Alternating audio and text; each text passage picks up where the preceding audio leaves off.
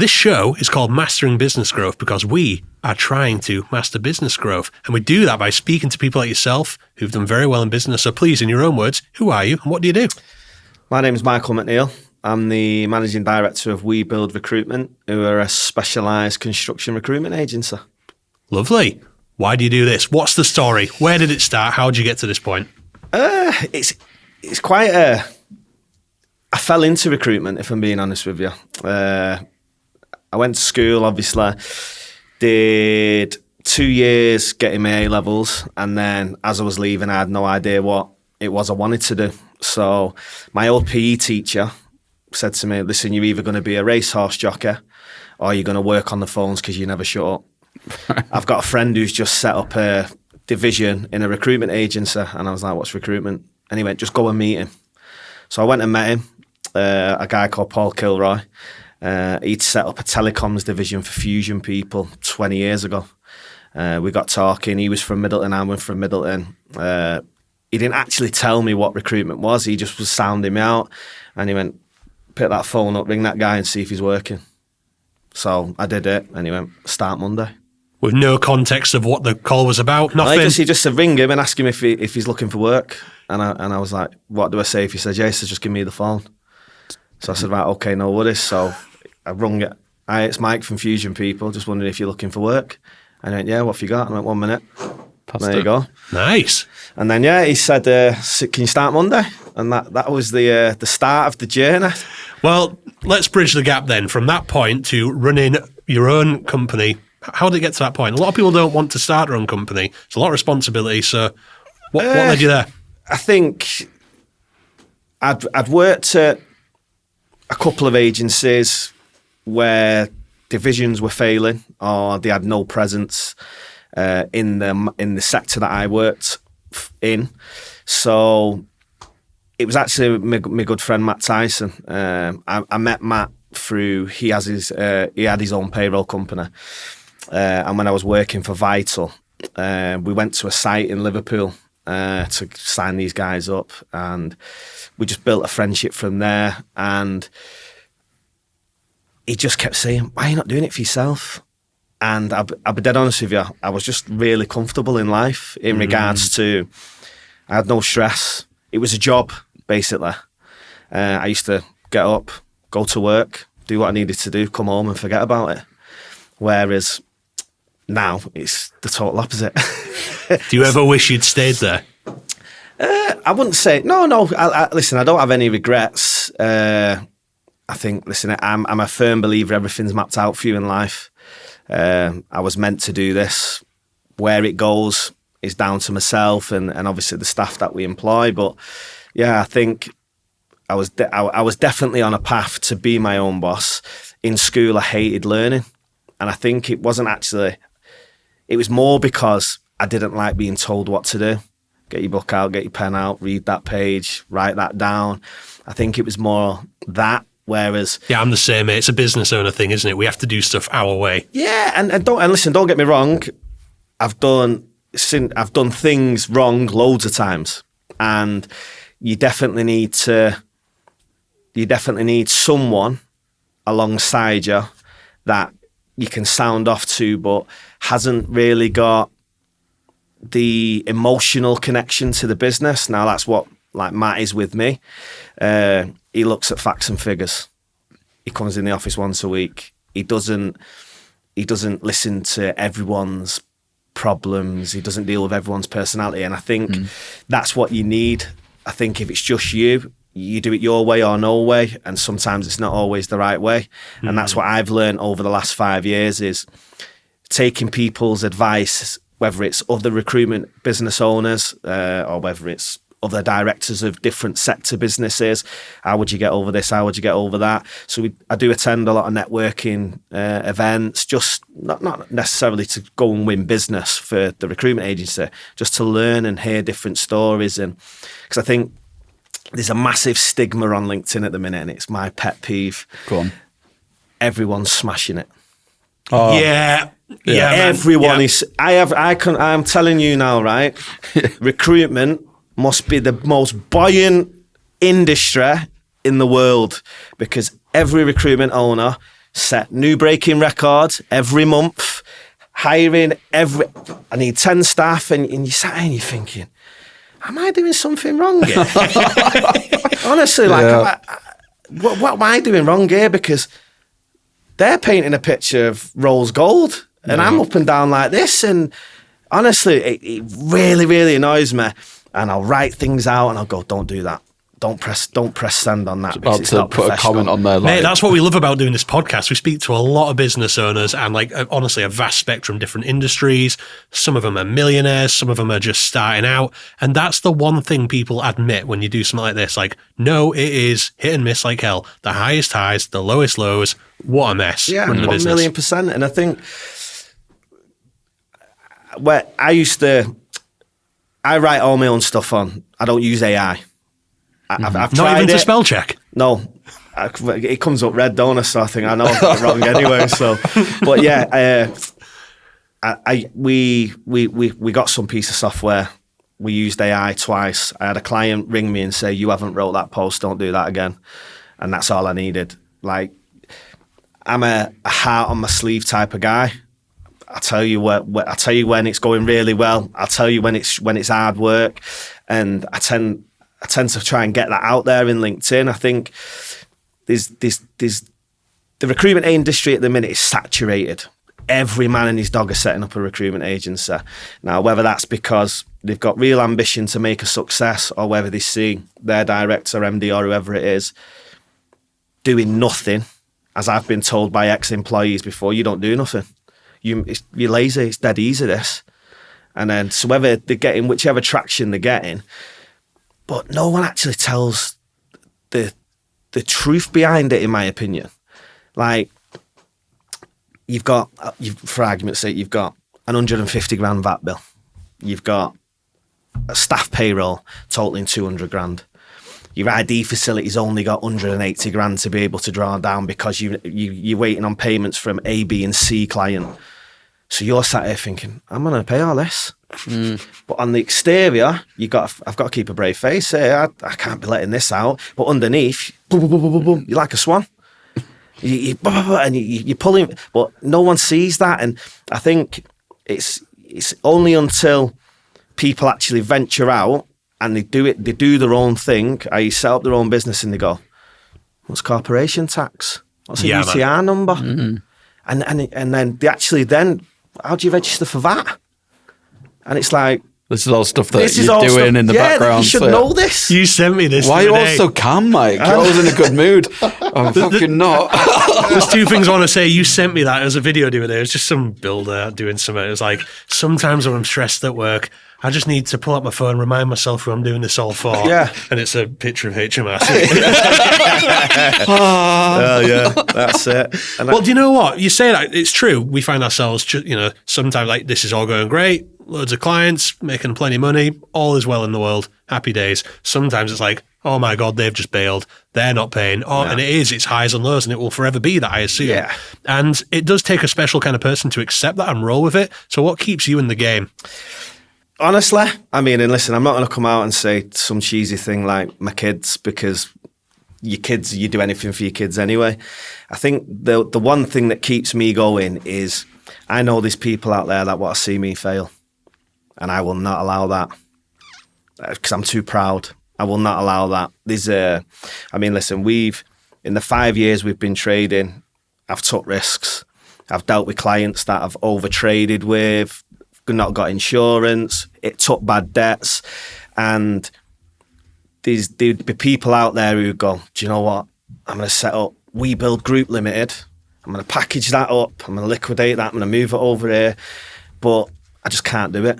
I couldn't do it. I'm too proud. And again, like you say, there'll be people out there that on the sly want to see you fail, but I take that as a compliment, because it's they see what you're doing, they want to do it, but they either can't do it or they haven't got the nuts to do it. It does take balls of steel to run a business. It really does, because when things aren't going well, it's like you say, you can have X amount, big old VAT bill, this and that. It's like, we're still waiting for them to pay me. It's hard to sleep at night when that happens. Oh, listen, and like you say, I mean, I had an hair transplant 2 years ago. I'm going to have to go back soon and get another one because I keep pulling it out with stress. Do you know what I mean? So it's listen, it is tough. If it was easier, I'd say if it was easy, everyone would be doing it. Everyone seems to be doing it at the minute. Every month there's a new agency set up. Yeah. One of my clients will ring me, have you heard of this? No, we had a Google him, company's house, and they set up 4 months ago or 2 months ago, and you think there's no barrier of entry into it. I mean, I've been doing recruitment 20 years this year, and I still got clients that I've dealt with for 15 years that use other people because I can't service everything that everyone wants. Do you know what I mean? Yeah. But it's about building relationships, and there's a lot of consultants out there that mind the pump, throw shit at the wall and hope it sticks. And I think that's what gives recruitment companies a bad name. Like if you go on LinkedIn and type in recruitment, the amount of people that get slated. It used to be LinkedIn was purely like a recruitment platform at one point, wasn't it? It was like, well, I mean, listen, I'm not going to lie. For me, LinkedIn's gone downhill. all right. Like LinkedIn was the place It's a to dick go. measuring contest, isn't it? That's what it is. Yeah, listen, LinkedIn was the place to go to actually network and try and have a conversation that with someone that could add value to you or you could add value to them. Now, you can sit there on a Monday and everyone's come back off holiday. Yeah. And in bikinis, and I took 2 days off and I went walking in the woods. It's like I can't take 2 days off. How can you not do it? No, but it's not. It's just like, is it a professional platform or is it Facebook? There's got to be a line. For me, there's got to be a line. And listen, I get people want to put the personality over because it shows who they are, but someone's got to be saying, do you really think that's appropriate, you posting a bikini picture? Yeah. To say you've just done a week's holiday and you're back and refreshed. Like, it's to get attention, isn't it? Because every market's getting more and more competitive. Yeah. But here's the thing, platforms like LinkedIn, I want to touch back to something you said a minute ago and the importance of relationships. So LinkedIn, Facebook, however you come in contact with a client, prospect, you name it, that's all it is. From that point, it's your duty to do business, to build real relationships with people. Yeah. That's the only way it happens. So could you talk a bit more about the importance of building real relationships with people and how that affects your business? Yeah, I think, listen, there's a lot of people, like I said to you, that will get what we call house accounts. So for argument's sake, you'll have a big multinational leading player who will either buy accounts, i.e. they'll do it for bottom entry, not really make enough money, but they'll do the turnover and stuff like that. And then you've got your small boutique type of companies where you can charge a little bit more, but they expect a better service. So for argument's sake, I was just telling one of the lads in there then, a client will ring me on a Saturday morning and say, Mike, I need 2 joiners tomorrow. I'll get the phone out and I'll ring and I'll fill the job. No. I won't message my staff and say, can you fill that job? I'll just do it myself. Like, it's their weekend, and that's a dying breed now. And again, for me, if you asked me to be somewhere at 12 o'clock, I'd be here at 11:45, and that would be being on time. I've had people turn up to interview at 1:05 when they're meant to be there at 1 o'clock and don't even apologise for being late. Do you know what? The episode we just shot with Leah before, we were talking about this, like how referrals, and it's a big thing. Yeah. You effectively take responsibility for someone so if you've sent someone to a job, if they're not behaving or they turn up late, you take responsibility for that too. Well, that's recruitment on a whole, isn't it? Yeah. Site manager rings me and says, Mike, I need 4 joiners and only 2 turn up. He's ringing me and screaming at me down the phone, even though it's not me that's not turned up. But and like I say, I think when you build relationships, going back to the point that you said, as long as you have that open and honest conversation with your client from the get-go, we always overfill jobs. That's what we try to do. We'll tell the client, listen, you need 4 labourers, we're going to send 6. If all 6 turn up, it won't happen. But if all 6 do turn up, we'll cover the cost for 2 of them. Let us know which one you want let us know which 2 you want to finish, and we won't charge you for them. But at least you'll have the quota and the head count of what you want on site. So we'll always try and they appreciate the open and the honesty of it, because I think there's too many consultants out there that when it goes wrong, they hide, they don't answer the phone. And that's where the stigma comes behind. Oh, these recruitment companies all they do is they steal our money. Yeah. They take our wages. And it's, well, no, you get paid your 18 quid an hour. We charge what we charge to the client. So you're getting paid what you should be getting paid. And like you say, I think the clear lines of communication with clients is how I find I've built my relationships. I mean, listen, I've probably 8 or 9 clients that I'd actually call friends. Yeah. Like 9 times when I speak to them, we don't even talk work, we don't talk shop, we talk about Liverpool or golf or horses or boxing, whatever it may be. And I think that's where I've never really been into your hard sell. It's like, I don't believe in the hard sell. I don't think it works. I mean, no, listen, some people, that's all they know. They've watched Wolf of Wall Street and they think that's what sales is. Do you think that's like maybe product or service specific though? Like people are going to buy this anyway. It's just a matter of whether it's from you or someone else. Yeah, because I mean, for argument's sake, Ryan's got his own construction business. I know he's using X, Y, and Z. Do you? Agencies. You know, we talked about not saying stuff on camera. Cheers, mate. But yeah, so I know he uses 3 agencies already. So your main aim of that phone call is to say, we're better than the 3 agencies you're using, and this is why we're better. So you'll push it and push it and push it. Whereas sometimes you don't need this. I know you're working on this job. Do you need any lads? No. All right, no worries. Well, I'll drop you an email. If you do, you know where I am. You've got to judge the client, the business, what they do. Like you say, these days, everyone picks up the phone and sells until they're blue in the face. They're not even actually listening what they're being told back on the phone. They've got a KPI to it. Yeah. It's a number. I've done the 80 calls. What come after my 80 calls? Nothing. Right, there's a training need. But like you say, it's just... The thing is, every business, like every agency, I mean, for them, you'd might not know this, but I used to work with Mike was my boss when I dabbled in recruitment. I'll leave my thoughts on some of the stuff in the industry, nothing new. But, do you know what I mean? I remember going on to some construction sites in Manchester and you're like, sweet, got the guy a coffee and a bacon sandwich, site manager, thinking, sweet, I'm in. Chat, and he's like, yeah, these are requirements, kind of dangling the carrot a little bit. It's like, cheers for my biscuits, my bacon sandwich. You walk out and there's like a queue of other agencies down the road. And do you know what I mean? It's like they've all got the favourite biscuits and you're like, shit. Like, you've got to do a little bit more than they expect that. If you're not bringing it, it's not the minimum. But what I was going to say was basically every call, every business on the website say, our staff are the best and we do. No. How do you get these opportunities to be like, let me show you we can actually do it better than the other agencies? I mean, people ask me this question. Like, they'll say, what makes you different? What separates WeBuild from all the other ones? And I answer that question the same every time. The processes are all the same. Hence why there's so many recruitment agencies. The process is that easy. Everyone believes they can do it. It's to the level of what you do. So we make our candidates jump through hoops.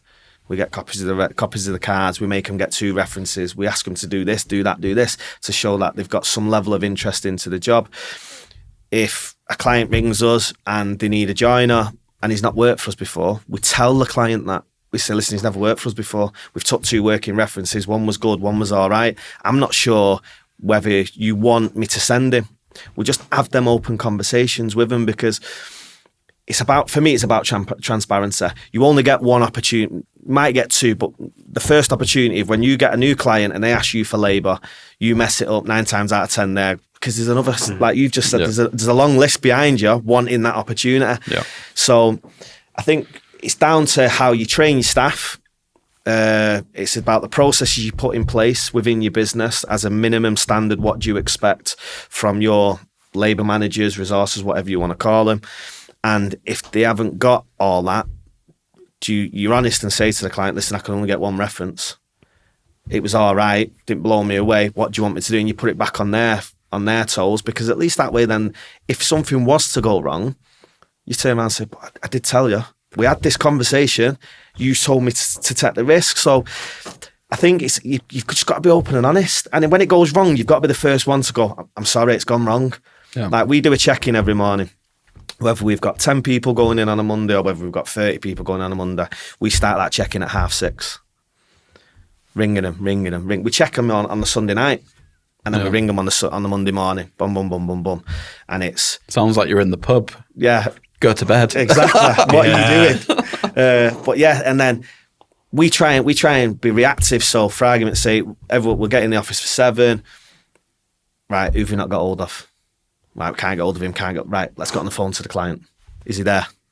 No, he's not here yet. Right, I can't get hold of him. He checked in last night, but I can't get hold of him now. And we just try and preempt it so that by the time 8:30 comes, we're already saying, listen, we can't get hold of him. He's not going to be there. We're working on a replacement for you now. Whereas I've worked at agencies before where the consultants will wait for the client to ring them and say, where is he? He's not here. You're on the back foot. Straight away. You're basically a knob. Yeah, straight away, aren't you? Straight away. At least if you ring him and say, listen, I can't get hold of him. I don't think he's going to turn up, but I'll get you someone there for 10 o'clock. Yeah, he's angry, but you've given him a solution to the problem. Or you're certainly trying to give him a solution to the problem. And like you say, I think there's a lot of agencies out there that just hide behind that phone. Do you know what? This ties in so well with ourselves and our own experience. The more experience you have in anything, the more you can predict what might go wrong. Yeah. Like our standard contract gets longer and longer. Every time something happens, it's like, right, so someone might not turn up. Right, that shoot might take longer, and you just get wiser and wiser. Yeah. So you're torn between, I can get an easier sell if I just say, yeah, someone will be there. No problem. Don't you worry, bro. Yeah. But then you are doing yourself a huge injustice because you know there's going to be a can of worms at the other side of that when someone doesn't turn up. Yeah. So it's like, do I maybe not get this project, but be very open that it's not my fault when things go wrong? Well, that's a funny one, isn't it? Yeah. I think there's like, the scenario popped into my head there, and it's probably a really good opportunity every Monday or Tuesday when lads go on sites. But the client's probably got, say, 5 lads from you, 5 lads from agency 2, and like the third agency. If one lad from each recruitment agency doesn't turn up, 2 hide away, they've already had a phone call from WeBuild at, an hour before saying, look, you let us down, we're going to get you somebody later. He's pissed off at all 3 of you to a point, but then come lunchtime or when he's having his coffee or something, you're going to be like, you know what? Oh, I'm only getting a phone call from them. Now it's 11:15. Yeah. And they're going to get me somebody tomorrow. Tell you what, Mike, can you get me 3 lads? Yeah. You're going to be like, yeah, sure. So what do they do? Like split test you? Yeah, I mean, it's... Everyone works in different ways. You'll have some companies that have got a PSL, that's governed by the top. You'll have companies that'll have a free-for-all, so it's about the rapport, the relationship you can build with them. Sometimes it comes down to price. I mean, we get told all the time, "Oh, you're a pound dearer," and I understand that, but we the service that we provide, we believe warrants to be a pound dearer. Plus, we don't make an extra pound, i.e., we put the extra in our pocket. We pay the lad £1 an hour more to make sure that he does turn up, or to give him more incentive to turn up, because we're paying 24 quid rather than 23 quid. Yeah. And that's the issue in our industry. If Ryan don't turn up for me on Monday, he could make 3 phone calls before 10:30 to 3 different agencies, and he'll have work for Tuesday. He could not turn up Tuesday, ring the other 2, and he can just keep it going, a cycle. And that's why I'm saying to you, the market is infested with that many agencies. The candidates don't really need to be accountable, because they'll roll over, oh, it's raining, don't fancy that, don't worry about Mike. Just ring Joe Bloggs at Joe Bloggs Recruitment tomorrow. He'll get me a job. Yeah. And that's what we're up against all the time. And I think, like, we always say to our clients, we're not dealing with machines. If we was, it'd be so much easier. We're dealing with people. United and City play at the weekend. We hold our breath on a Monday morning.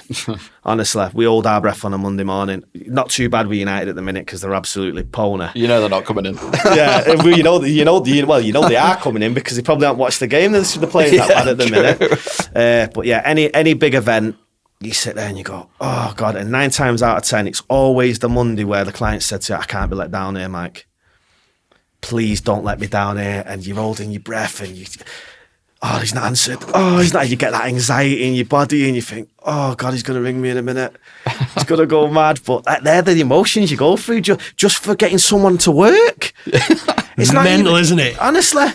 And they've rung you 9 times out of 10 asking you to get them a job. And then you think, oh God, is he going to turn up? Honestly, but it's the best feeling in the world when you ring them and go, are they all there? Yeah, I'm just inducting them now, Mike. Perfect. So you go, how do you manage your temper then if you're dealing with this on the daily? a box every morning. I would be livid if I was dealing with that. Yeah,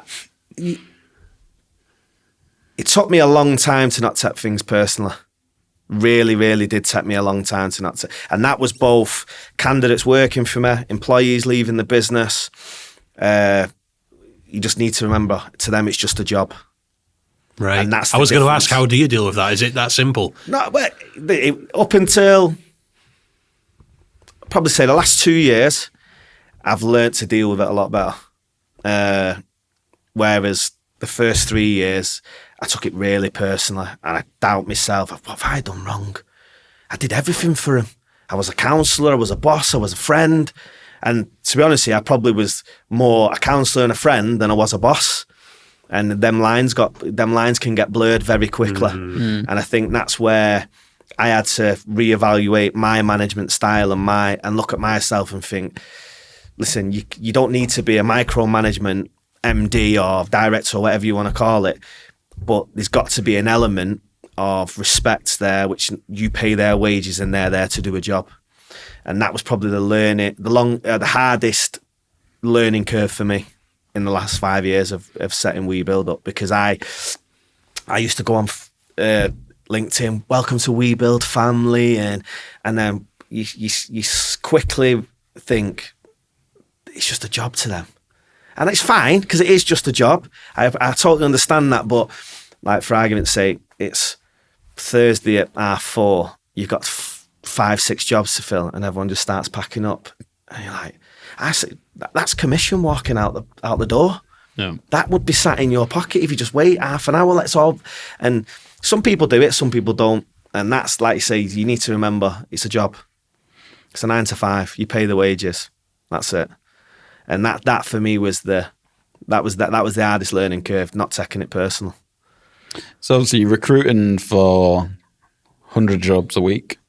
Obviously I've seen over the last 5 years, you say, since WeBuild was started, what's your process for making sure you've got the best recruitment team? I mean, listen, that's probably been the hardest part of my job for the last 2.5 years, getting staff to come and work for me.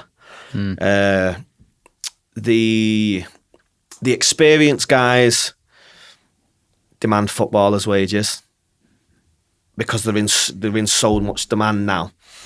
We took 2 lads on 2.5-3 years ago. One was a car salesman for Jaguar Land Rover. The other one managed a bar in Manchester City Centre. They're probably 2 of the best consultants I've ever seen. And I can't even take credit for it because it weren't me training them, it was my sales director, Rick. But they were unbelievable. Honestly, unbelievable. What makes a good consultant? You need to have thick skin because you'll get told no a lot more than you'll get told yeah. And you need to be strong mentally. So you get so many doors shut in your face. So many. And then if you think about it, you're busting your gut. You're doing everything you can think of, sales calls, client meetings, site visits, and you're still getting no. But then you've got a budget to deliver. You've got a target to hit. So you're getting pressure from both sides. And yeah, you've got to be made of stern stuff because it's even more harder now than it was 10, 15 years ago. Because it's saturated. It's saturated. There's too many agencies. There's not enough men. As in, when we left the EU, we lost a big portion of the candidate pool. I didn't think about that, yeah. Do you know what I mean? So that made things harder. And then, so the candidates are now dictating the rates because they know how in demand they are. But then they also know, if I don't turn up for you, I'll turn up for them tomorrow. So they're going to get a job either way. So you kind of, this man, the pun, shit rolls downhill and I'm at the bottom of the hill. Yeah. That's exactly how it works. And yeah, I think I fell into recruitment. I never woke up and said, I want to be a recruitment consultant. I didn't even know what recruitment was. Why do you stay in it then? Because I was good at it. Right. And that's not me being big-headed. I loved being on the phone. During sixth form college, when the 6 weeks finished, I went and worked in a call centre in Northern selling gas, change your meter over to me. I did that, and I also sold insurance for women's breast cancer. Now, I'll tell you that is brutal. That is a brutal experience. Didn't even know that was a role that you could honestly, have. It was, that was hard because the last clause, once they'd say, yeah, I'll do it, the last clause was, if you've ever suffered with breast cancer, you can't be insured. And you'd be so surprised how many women said, I can't have it then. And that becomes like an emotional kind of wrap up of the conversation. Yeah, but then you'd think, I used to say to him, can't we work this in like 5 minutes into the script? Because I've literally got someone all the way down the road, and then I've just burst the dreams by saying, you can't have it. And then you'd sit there and you go, oh God. You start questioning yourself, because then you think, oh, I've just built them up, and then I've just had to let them down. And all I'm thinking about is an outgoing dialer. You don't even have time to think about it. You just, hello, boom, boom, go, yeah. So, I mean, listen, like you say, I was growing up, I was always selling things. Like, I'd go to school and I'd go to Costco and buy the big boxes and start selling bars of chocolate to your mates and stuff like that. I always wanted to earn money, always. So selling, like sales, was just an easy thing for me. And I love talking, as you can tell. So yeah, like you say, and I think obviously it's evolved over the years now. Like you say, I don't really do much cold calling, if you want to say. I've got a core of clients that I deal with every day or every week that I've dealt with over 10, 15 years. Like I said to you, a lot of them I'll call my friends. But then I do like jumping back in with the guys, and they go, oh, Mike, can't get past this gatekeeper, or do you want to come on this site with me? I go, yeah, come on. Let's go. Yeah. Let's throw the riggers on and get out there. Because I think it's important. How can I ask anyone to do something that they've never seen me do? Yeah. I was always monkey see, monkey do. Like, lead them, show them how to do it. It's like me, I still work a desk. I've still got my own desk spread across M&E and construction. I've still got 60, 70 lads out, still doing 6-7 grand a week in GP. We'll always have a desk, because it's important. How do you attract people into your business? Sat in an ivory tower, just barking orders. Some people can't wait to get off a desk. I think it's important because you're on the ground then. You know exactly what's going on. Do you know what I mean? I can tell you what the going rate is for a joiner. I can tell you what the going rate is for an electrician. How many directors, other MDs can actually do that? I don't know. Yeah. But again, that's part of, like, when we went from, when we did the management buyout back in 2019, there was 3 of us. We've had it as big as 21 staff members. 2 offices. We're back down to 14 staff members, 1 office. Do you know what I mean? It's so, we tried growing. Things didn't work out the way it needed to. So what you do is you rescale. We took it right back down to the breadline. I mean, the hardest, like I said to you, the hardest part is getting people to come and work for you, because you know all the names. They bounce from agency to agency, and you think, I'm desperate for someone here, but do I take a risk on them? They've worked there, and 3 agencies in 1 year. Mm. I do remember, like, again, you like get to Thursday, Friday, it's like, right, the board's full. Yeah. Everyone's like, no, they're getting paid. They know they've got all the jobs, like, details. And then they ring you, someone's giving us an extra 10p to go to. Yeah. I remember the time I was in it, this is like showing how long ago it was now. But it's when Spurs were building a new stadium. Yeah. And everybody from, like, Manchester, even, like, those jobs in Glasgow we were trying to fill. And everyone's like, I'm in London, mate. I'm on Spurs Stadium. They're chucking us, like, I don't know, £40 an hour to be down here. They're paying for digs. I'm offering you this to... I'm offering you 16 quid to work on your doorstep. And it's like, I'll hang up then. Like, bye. And this is another thing. Like you say, it can be soul destroying. It really can. everyone on LinkedIn can say, we're doing this, we're doing that, we're doing this, we're doing that. But it's until you actually see what goes on behind the four walls of the office, like, it's hard picking people up when they've made 200 phone calls to fill a job and they still can't fill a job, and you're like, we've got to keep going, we've got to keep going. What more do I do? And then that's when you say, what do you do different to any other agency? There's nothing out there that you really can't. We all use Indeed, we all use CV Library, we all advertise on LinkedIn, we all send text messages, we all send mailers. It's like you say, that we went down the route of paying the lads more just to try and get loyalty. It made us dearer than 50% of everyone out there, but we turn around and say, the extra we charge, we pay the lad, which guarantees more of a turn-in ratio for you. And that's how we sell it to him. And don't get me wrong, I've had clients turn around and say, no, it's all right, I'll go with them. And 2 weeks later, ring me back and say, listen, can you get me these guys? I've used them. The guys that they've gone, or they've been no good. And it's because they're getting more elsewhere. Yeah. Honestly, the last 18 months in construction has been tough. It's been tough. Jobs didn't start, budgets didn't go where they went, where people expected them to go. And then, like I said to you, there's that many agencies, you're all fighting for the same piece of pie. It's I'm going to drop the C-bomb in here. Obviously, COVID, Leah before mentioned how long ago it was, like, 5 years ago. 5 years now, yeah. Has the construction industry kind of caught up from all, I mean, Manchester, every time I was going, there was a new skyscraper or something getting built. Has the industry caught up? COVID was the making of WeBuild. Right, okay. Them 2 years of COVID were the most successful years we've had in WeBuild in 5 years. Wow. Honestly, it was the best thing that could have happened to us. Do you know why? Boris did the only thing that he's ever done useful for the country is he kept all the construction sites open.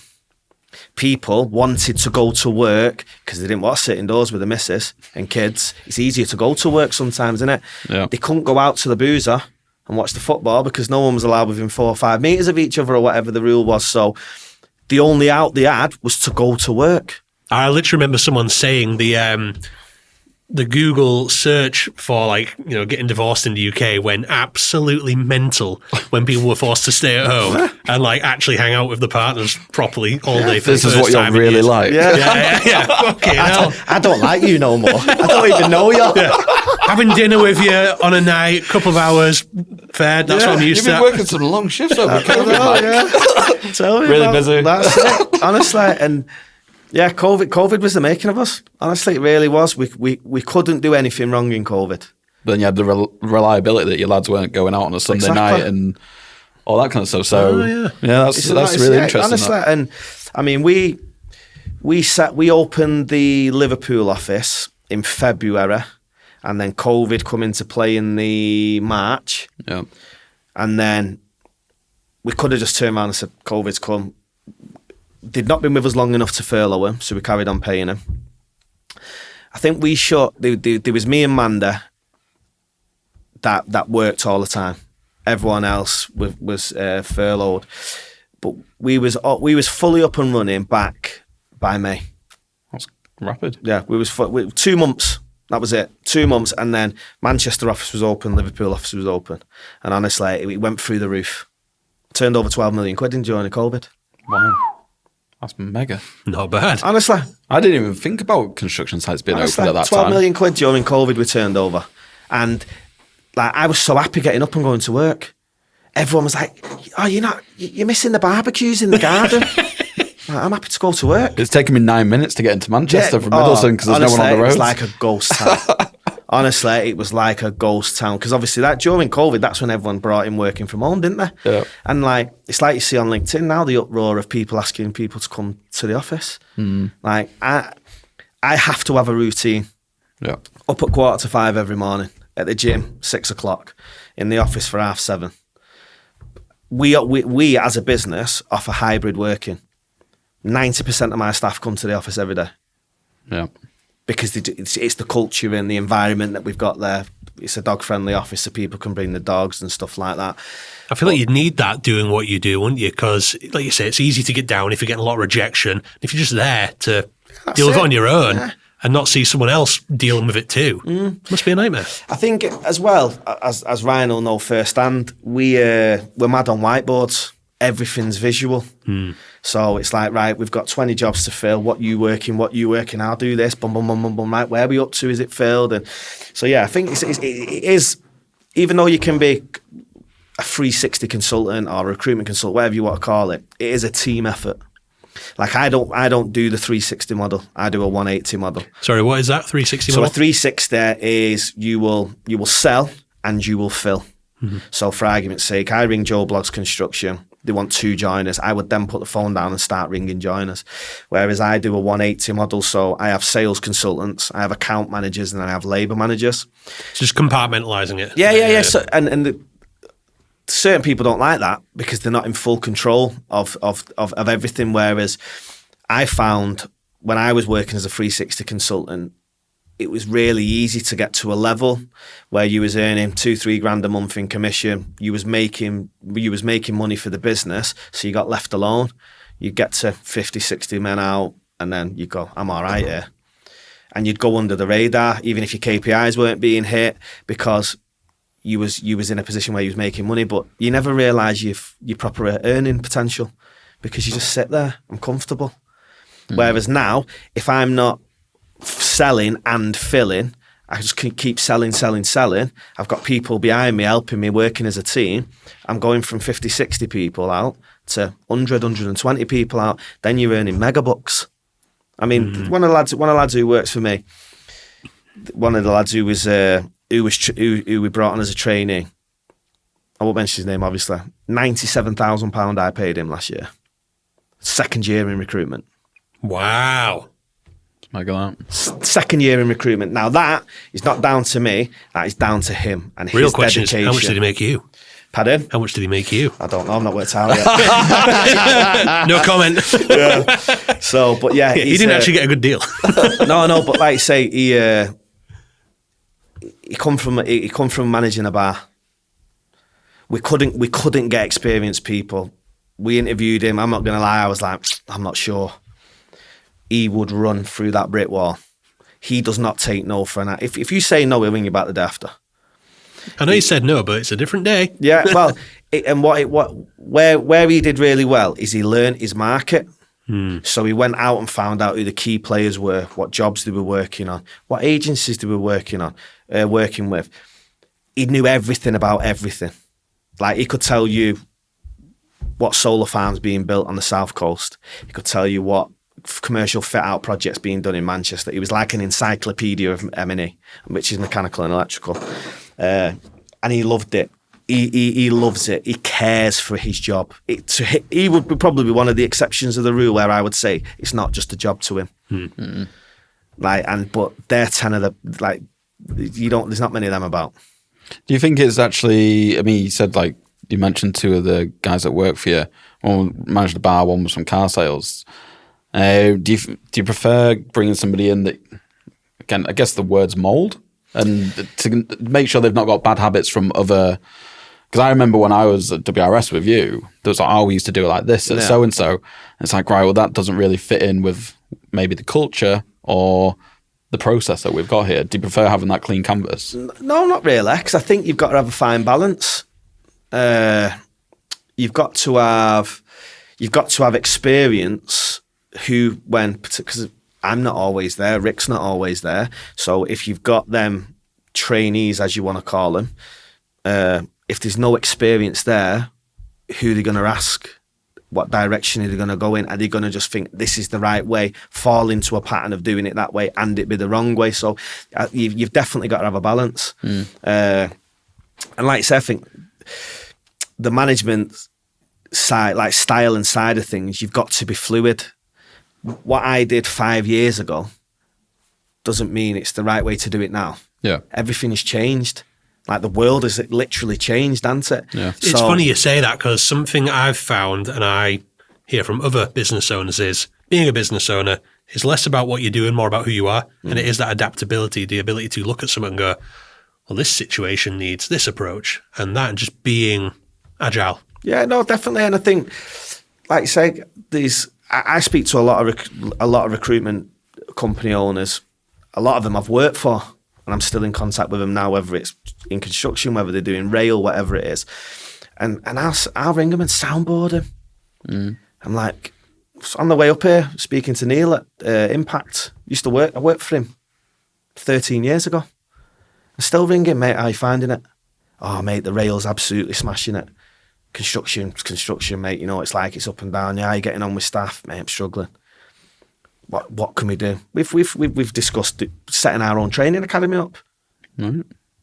Setting a training academy up to train them, and then obviously you get the pick of which ones you want to keep. Hopefully you want to keep them all if you've got the headcount room for it. But then the way we build, or I do it, or Rick does it, might not necessarily work for Neil at Impact. No. Do you know what I mean? So you've got to be fluid in your approach in regards to, I do it this way. That might not suit your selling style. I prefer to get out and in front of people. One of the lads prefers to sell over the phone. He's really good over the phone. When you put him in front of someone, he goes to a little bit like jelly. And you need to be there with him to like, it'll stall and you need to bring it all along. Whereas on the phone, it'd sell you sands to the Arabs. And like you say, it's just, everyone's different. Yeah. Everyone's got a different personality. You can say morning to one person and they take it one way. You say morning to another person, they take it another way. You said it the exact same way. That's where, for me, your management style's got to vary, and certain people need a stronger manager than certain people. Other ones do. I mean, I always say I employ adults. I just expect you to come in, do what you need to do. I don't want to be standing over anyone saying, why have you only done 15 calls? Like, it reflects in your numbers. You're here to make money. It's a sales job. If you don't do them calls, there's science behind the KPIs we put in.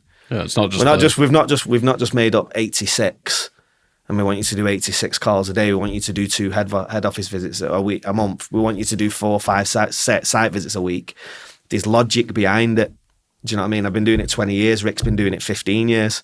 Yeah. We kind of try and build the pattern and the picture for him to say, if you do this, you might get 30% back off the 80 calls that you make. Yeah. That means you might get 3 jobs. Steadily grow it. Creating a funnel for them, basically. Yeah, that's it. Yeah, and you think, right, well, if you make 10 calls and you work out percentages, you're more than likely this week not going to close anything. Yeah, exactly. And like you say, I think it's an up and down. It's an up and down sector. Like you say, there's some great consultants out there. Great consultants, but they're well looked after. So you're gonna have to go break the bank to get them. But then you think, right, do I go and bring in? You might as well, if you're going to train a trainee, you might as well train 4 of them. I know 50% of it are actually any good. But then, like you say, where's the balance with the experience? It's just another day in the life of a recruitment owner. Do you feel like with the wisdom you've accumulated running a business over the years, you could start up another business now and bypass years of crap? I'd do things differently. 1,000,000%. 1,000,000% I would do things differently. I tried running before I could walk. And I've made mistakes. So, I mean, I'm not perfect. I'm still learning. I mean, Matt, who I mentioned before, is my business mentor. I sit with him every week because he's been there and done it. He'd be a great person for this podcast, by the way, because he's built 2 businesses from scratch, sold them for north of 12 million quid. So he would be a great person for this podcast. Plug Matt Tyson. I did actually send you a message. So right, well, I'll get on to him. I'll get on to him. The power of a referral. When you say you need to come on, yeah, you'll probably listen. I'll get Matt up here for you. We'll get you. But yeah, listen, I'd definitely do things differently. 1,000,000%. And I think anyone who says they wouldn't, they're liars. Because business is hard. The good hopefully outweighs the bad, but it's a lonely place. And I mean that from the bottom of my heart. It is a lonely, lonely place. You sit there and you think, God, that could go wrong. That could go wrong. What happens if that goes? You're constantly worrying and overthinking things, but then that encroaches into your personal life. Yeah. You almost need a certain element of being mental where you can be like, right, that all logically is a nightmare. I'm just going to pretend it's not a thing for tonight whilst I get a good night's sleep, so I'm focused tomorrow and can actually deal with it. That's in an ideal world, isn't it? It's like Jedi stuff, isn't it? Yeah, like trying to learn how to deal with some of the stresses. Yeah, and again, it's hard, and I think that's why I train every day. Yeah. That's why I need that structure and routine, because when you go to the boxing gym and you punch in a bag or you punch in pads, you get a little bit of that aggression, you get the positive endorphins going around your body, and you think, you know what, smash today. Yeah. And it might only take an hour for you to bring you back down, but at least you've had that little bit of positivity for the first hour, do you know what I mean? One thing where you think, I've won something already today. Yeah, that's Those it. things accumulate. Yeah, and like you say, I could do it again and it'd be a lot better, in my opinion. Yeah. I won't make the mistakes I made, like I said to you before, taking risks with certain clients, which have come back to bite me in the arse. It's probably put stress and pressure on me, trading through them bad debts, try to be morally correct and not liquidating your company and setting up as WBR Limited, as I said before. Probably being too proud has probably done me a little bit of a disservice and probably cost me more stress than I needed to put myself under. But we're still here, mate. Touch wood. We're still fighting. That's sort of running the businesses, though, isn't it? Just constantly, right, I know that now. And then the next day, I'll never fuck up. Yeah. Right, I know that now. Yeah. Right, start again with this constantly improved knowledge to the point where you hopefully one day can finally nail it. I think, was it Lewis that said a couple of weeks ago, and about failure being a positive thing. Mm. And I mean, we've done it over the last couple of months where we think, I mean, our creds deck is amazing. Yeah. Nobody's going to say no to this. And it's like, you get a little bit of feedback and somebody goes, that's shit. Yeah. And you go, okay, cool. Take it on the chin. Don't take it personal, like you said. And then you're like, right, we'll pivot and adapt it a little bit. Go back to them and go, that's class. Yeah. Stings at the time, doesn't it? But then in hindsight, it's like, well, now I know. Yeah. Now I know something I didn't. And like you said, I think if it was all plain sailing, it'd be boring, wouldn't it? I wouldn't mind being bored a bit now. No, and I'm in your camp as well. Right now, I'd take boring every day of the week. But like you say, it makes for strong character, and I hope so. So they say. Well, listen, we're still here doing it every day, aren't we? Yes. Yeah. I think that's the importance of doing this and talking to people. It's like you said at the very start of this LinkedIn. It's just lies. Yeah. It is. A lot of lies. Nonsense. People are there like, nonsense. Today I woke up and shot a rainbow and made £10 million. Oh, do you remember when that thing was going around of like, I came past a dog this morning and I gave it a biscuit, and then when I got to the job interview, it was the dog interview me. Yeah, it was like, honestly. And people were like, oh my God, well done. And it's LinkedIn, people on, certainly recruitment consultants and recruitment business owners on LinkedIn, type in absolute nonsense, and people who give homeless people money and film it. Yeah, they are the worst people out there. I'm telling you that now. Just go and give a homeless person some money. You don't have to film it. Yeah.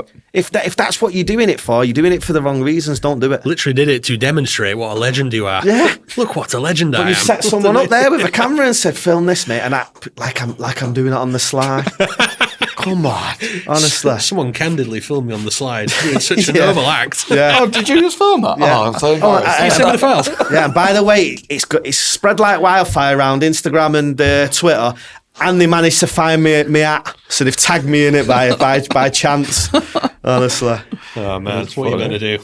One thing you mentioned, Mike, I think it'd be good to touch on. Again, I don't like, some people might be approaching this situation or have gone through it or going through it now, but the management buyout, was that as plain sailing as you thought it was going to be? No. Is that something that you would do again? Yeah, listen. You was probably privy to bits that went on. I mean, the original management buyout was two of us. Mm-hmm. We was taking 6 or 7 of us, i.e. who was working for WRS at the time. And the guy who was doing the management buyout with it, literally at the last minute, backed out. Right. So I was the ID facility was PG'd against my house. I'd committed to everything. I'd agreed the price with the owner from WRS, and he was like, "Yeah, I don't think it's going to be for me. This, I'm just going to go get a job and work for someone else." Oh my God! So yeah, that I'll never forget that. It was a Friday. Was that straight down to the boxing gym? Or no. I'll be dead honest with you. I went home and I cried. Right. Because I genuinely did not know what I was going to do. I'd never been a business owner, I'd never run a business. I was in that position, VAT number. What I said to you before, I was in that position. I didn't have a clue what I was doing.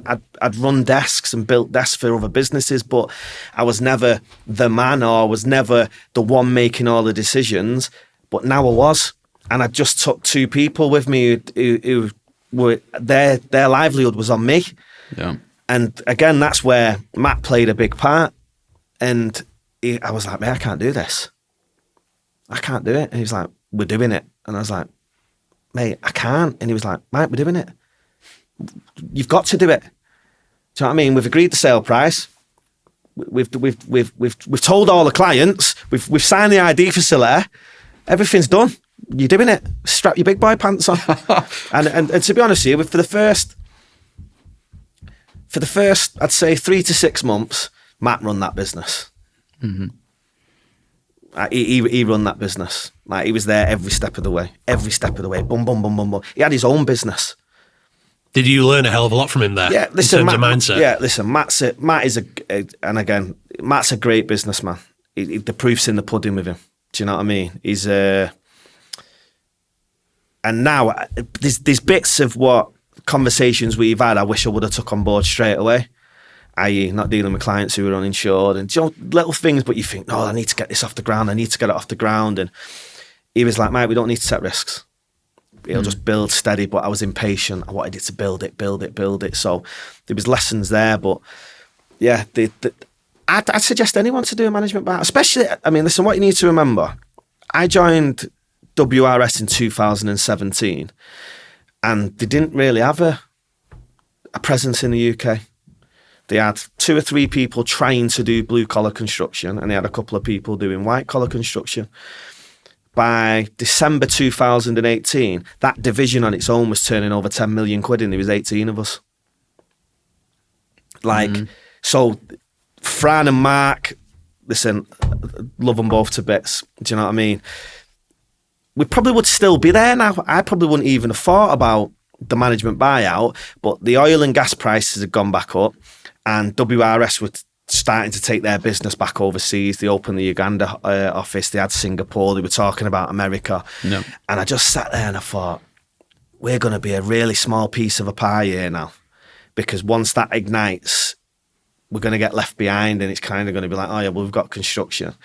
So I sat down with Mark and I just said, what do you think about me buying it? And he went, yeah. I said, I can see you wanting to take your business back in the direction that you wanted to. And yeah, we got it agreed. And like I say, everything more or less for the management buyout was plain sailing up until that Friday. Mad. Absolutely and then, mad. Yeah, like I say, it was but again, I said to you at the start, I'm a firm believer everything happens for a reason. Yeah. Like, thinking about it now, if I'd have done it with a lad that I was going to do it with, it probably wouldn't, WeBuild probably wouldn't even be here. And it was never going to be called WeBuild, it was called iBuild. Right, okay. Why did you change that? Because there was another recruitment agency based in Altrincham called iBuild Construction, or iBuild Recruitment, and we called it iBuild Construction. Right. So we thought, right, it's too soon. So anyway, the method behind the madness was, we work with our clients to supply labour, therefore we will build it. And that's like the cheesy thing behind it. I think that's better than being an Apple fanboy and basically. Well, that's it. Yeah. Nothing against the other construction name, but yeah. Yeah, but yeah. And then, like I say, it was but again, it was interesting times. It's like the story of maybe. I told Ryan about this. Have you heard it? No. It's just one of those like Chinese proverb things where it was like, and I'll never get this right. It was something like, I don't know. A guy goes into a field and finds a bunch of horses. He brings them back to his family house, and his dad goes, "Oh no!" The guy who finds them goes, "Oh, this is amazing," and the dad goes, "Maybe," and then the kid then riding one of the horses, falls off, breaks his leg. And he goes, "Oh my God, that's terrible, isn't it?" And the dad goes, "Maybe." But then conscriptions come along, like, right, we need your son for the army. Oh, we can't take him because he's broken his leg. Yeah. It's like, isn't that amazing?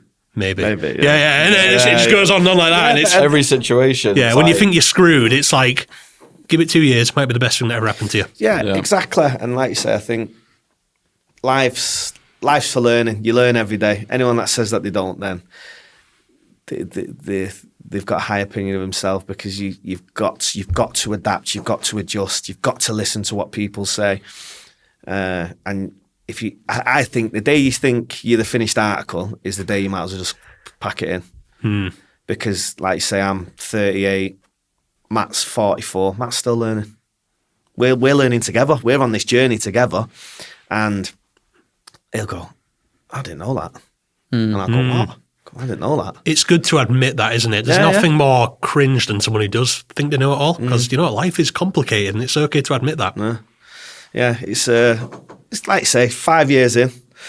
Hopefully another 5 to go. Yeah. I'll tell you what, on that note, I do want to bring this to a close in a minute, but as a business owner, what is the one golden nugget you would give to anyone, myself, Ryan, just to deal with the hard times? Don't take it personally. That'd be my message to anyone. Don't take it personally. When you start taking it personally, that's when you start unwinding. You start trying to look at yourself, and sometimes it's not you, it's just the situation that it is. So, yeah, I'd say don't take anything personally. Love it. Well, Mike, we'll call it there. Thank you so much. Cheers, Really guys. enjoyed that. Thanks for coming in, mate. No Thank worries. you. Thanks a lot. Cheers, lads.